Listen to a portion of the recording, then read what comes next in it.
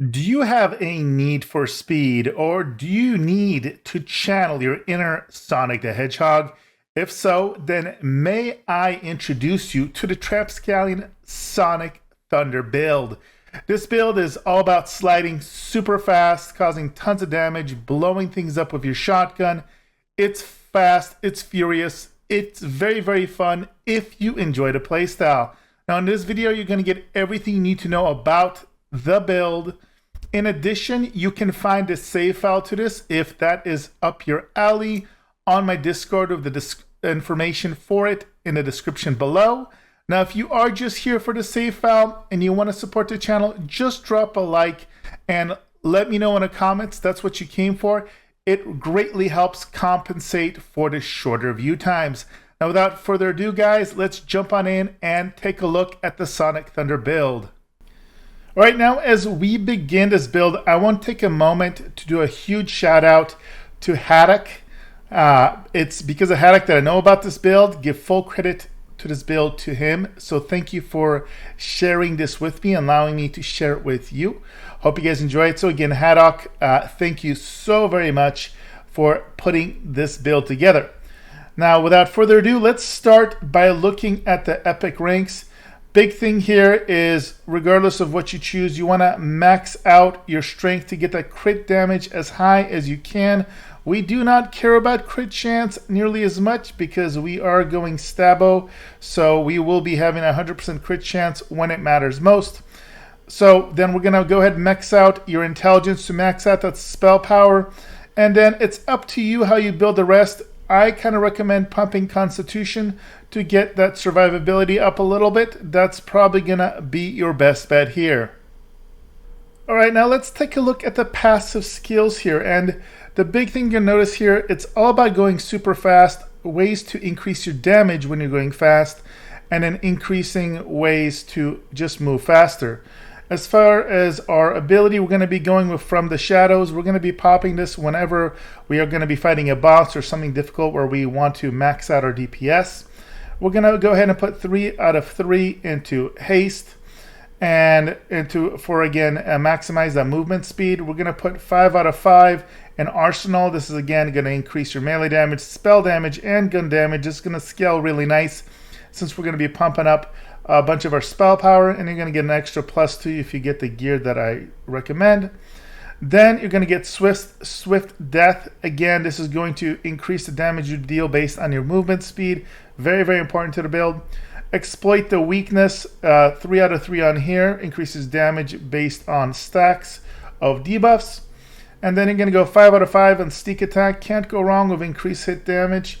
1 out of 1 out of Elusive for, again, survivability and being able to shoot while sprinting. This is critical to the build as we're going to be basically sprinting and sliding and shooting. And then 5 out of 5 on 1,000 Cuts, followed by moving on to Spell Shot. So this is as far as we go on this side.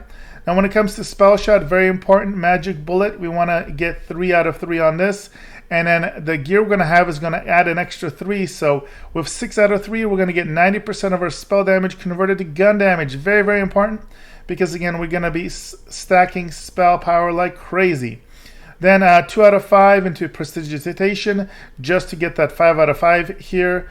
And reloading faster, you can't go wrong with that. Then Font of Mana 5 out of 5, mainly because we need to get that spell cooldown rate so that we can spam our spells when possible to again increase that move speed. And then action skill cooldown, can't go wrong with that either. Then we're going to go 5 out of 5 with just warming up, getting that fire rate as fast as we can. We want to blow through our shotgun shells as quickly as possible to reload and repeat. And then 1 out of 1 in Glass Cannon, again more spell power equals more damage of the guns. And finally, high thread count increases spell weaving +3. Bam, that's everything you need to know when it comes to the passives. All right, now let's talk about weapons and armor. Starting with weapons, you really only need one weapon, and you need the pack leader's Red Hellion of the Shrieking Void. And the enchant you absolutely want on it is the Stabbomancer unique one. Reloading during From the Shadows extends duration by 2.0 seconds. This lets you stay in that mode longer, and if you get really good at this and time your movements right, you can keep this going for a decent amount of time. If you end up using this save file, I also provided you a different version that on action skill start increase spell damage by 40% for 10 seconds. If, for example, you're just trying to maximize your damage and just burst the boss down in a couple of seconds, you can use this and then basically use the normal one for just regular running around to keep the uptime on this more often.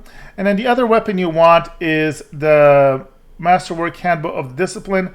Main reason here is it just has a one-shot magazine, and this is going to be how we are going to keep our stacks of spell threads up. So before we start an area, we're going to kind of spam this real quick, get our stacks of the spell weaving up, and then swap over to the shotgun. When it comes to this gun over here, don't worry about it. I literally don't put anything in, so this is something I just randomly picked up while running around, completely unnecessary. And then for melee, it is the Iridescent Peg Leg of Mirth.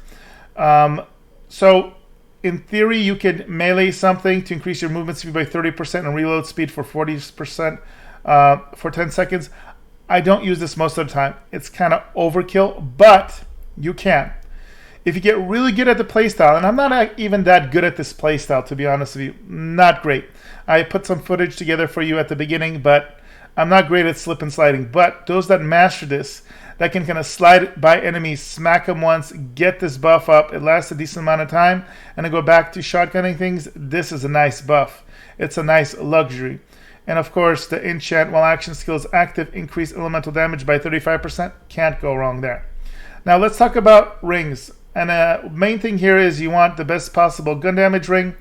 And because we're going to be running shotguns, and because we're going to be doing 100% crit a lot of times when we're in the shadows, then your best in slot's going to be this right here. 62.5% shotgun crit hit damage. Damn! It's ballers. Now, they did nerf the mood rings, unfortunately. So they're no longer 100% damage extra effect. So you're not getting 100, and 25% each. Wow. But it's okay. It's still going to be around, 90% per ring here. So this is great. And again, you'll get a couple of these if you use the save file. Otherwise, just get the best you can find. Now, let's talk about the shield here. We're going to use the Voltaic Bad Egg. So this is, again, something to increase our movement speed even more. So the effect here, 20% movement speed and melee damage deals 35% bonus dark magic damage while ward is depleted. So really what this is for, honestly, is that extra movement speed. Everything else is just kind of, it's okay, it's fine. And also you're going to get faster fire rate while ward depleted and a baseline 10% extra move speed while ward depleted. It's just bonkers. So you're getting 30% speed, movement speed here combined when the ward is depleted. And enchanted while action skill is active, lightning damage increased by 50%. Again, so when you do use your action skill, that's where you're going to peak your damage. Then as far as your armor, best in slot here is going to be this right here, Stabbomancer Spellshot combo. It basically is, I like to call it the slip and slide shock armor. So critical hits have a 25% chance to create a water nova that applies soak to targets for duration. Increase the duration of all soaked effects by 76%. And soaked enemies take 150% lightning damage and frost, but less damage fire.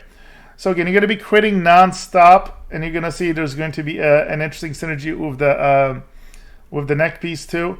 But since you're going to be perma-critting, this is just going to be a nice, basically 50% damage increase whenever you crit anything. And then again, this is God roll here, max movement speed, gun damage, and all damage. Very, very, very powerful. If you're just gonna naturally try and get this gear, I mean, just do your best. Movement speed and any type of either gun damage, all damage. If you can get any of that combination here, that's what you're gonna want to aim for. Now, speaking of neck again, 30% all damage here.